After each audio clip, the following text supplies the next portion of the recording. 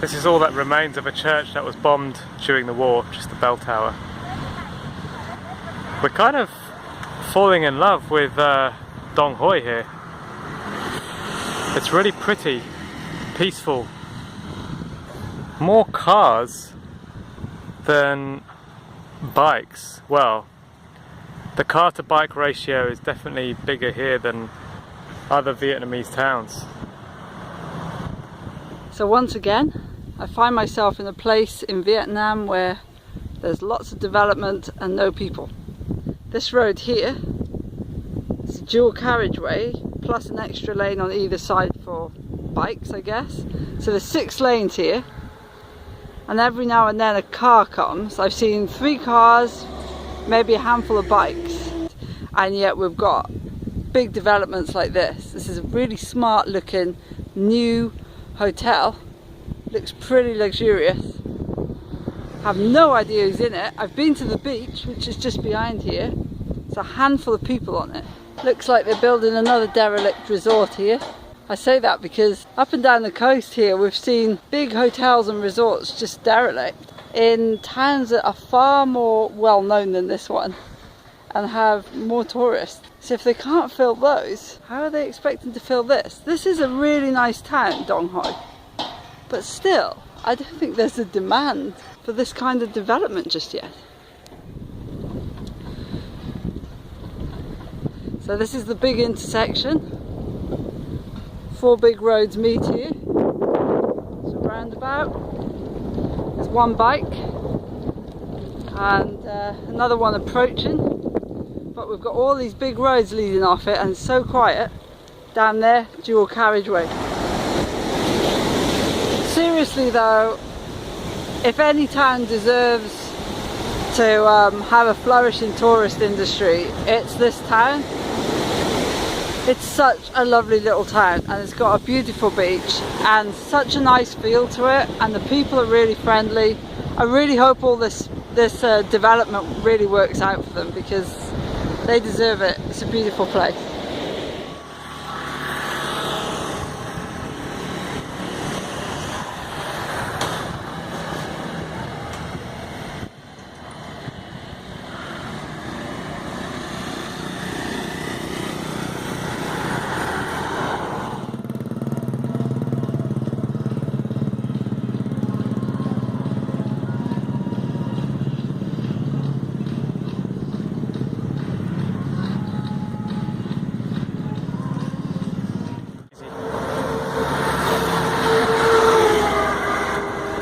Lady here, look at the trucks going by. She's sweeping the highway by the central reservation. I don't know why they need to do this. Like, the trucks just come along and blow all the dust around that they're sweeping. Less than 500 kilometers to Hanoi now. We set off from Dong Hoi this morning, and I would say that Dong Hoi is my favourite place in Vietnam so far.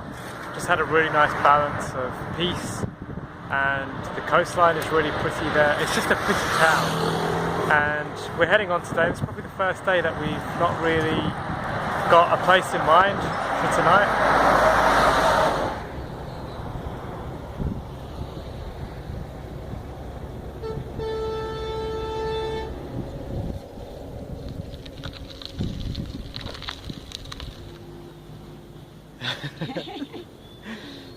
Okay.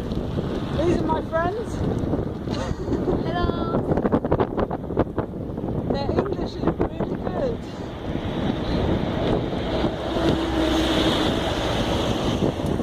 We're just on one of our tunnel avoidance missions. Up and over instead of down and under.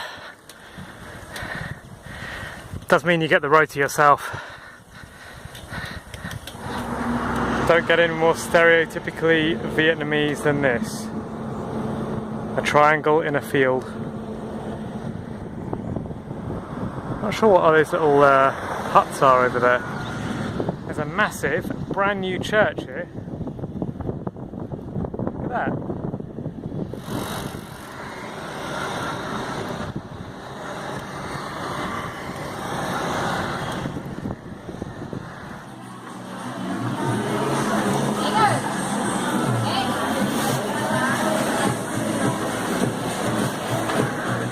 well, just a quick update for you all. We are on our way now towards a place called Ha Tin, and we're less than 400 kilometers.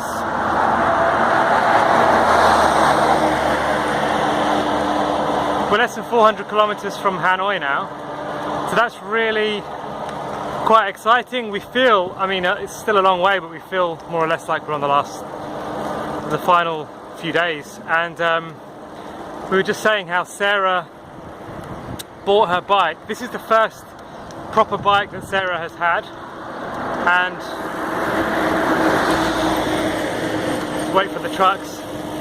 This is the first proper bike that Sarah's had, and she bought it almost exactly a year ago from the day that we're probably going to arrive in Hanoi, which is incredible progress for a year's worth of cycling, getting into cycling to the point where she cycled up the length of Vietnam. So, round of applause for Sarah. And we were just saying as well, I don't know if you can see in the background of this video, but we have probably seen thousands, literally thousands of Vietnamese flags whilst here in Vietnam, especially as we've gotten further towards the north, which is the original communist area. They are just everywhere. They'll hang flags to everything. They won't put a lamppost up or a telephone pole up without a Vietnamese flag.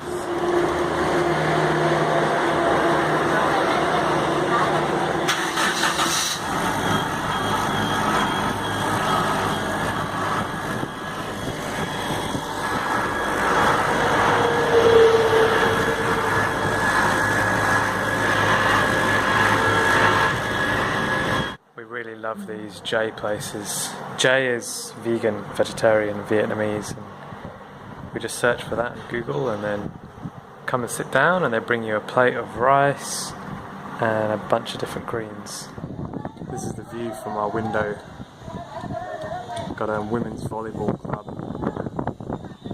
going on down here. Little snippets of things you see here that just really kind of heartwarming, the way that they're so community led in a way. They really look out for one another, but they also help one another rip you off in the best way that they can. So yeah, this is our view, looking down on all the red roofs. This is our room. That's our stuff. Looks like we've got quite a lot of stuff. We've just been shopping, so dinner in the hotel room tonight. The window here vents straight onto the neighbouring bathroom, so there's always that. But yeah, we were just saying earlier how it just gets tiring being ripped off all the time, doesn't it? Yeah, it's sort of draining because you always sense there's an ulterior motive, maybe, or maybe not. Yeah. It's difficult to tell.